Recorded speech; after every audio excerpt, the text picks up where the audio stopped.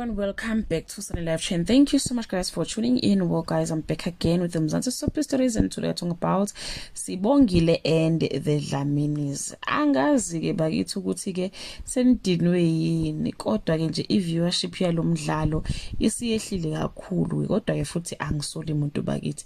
Kunini nje sibukana nestory esisodwa, like storyline esisodwa esingashintshe, singayiphambili, esingayike emuva. Month of July bakithi sisalapha esitorini sika Nomalanga noKwenzo.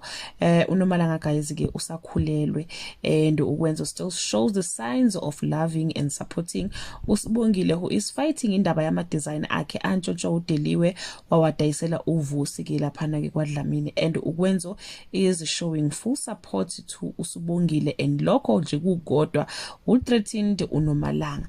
This what will happen ke guys kule nyanga kaJune, bathi ke uNomalanga will try miscarriage. Angazi ukuthi kuzokwenzekalani ke lapha yana, but ke akuzolunga noma ke izinto ezomhambela kahle ke bese bonise ithi ngiliyele icebo le miscarriage ngoba ngathi alizohamba kahle.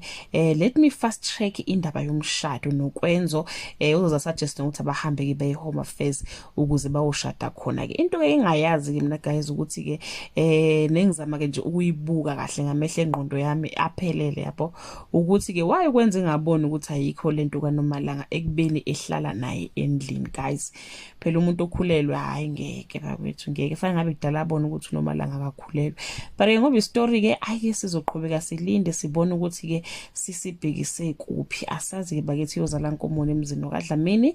That brings us to the end of this video. To leave your comment below and share your opinion. Bye.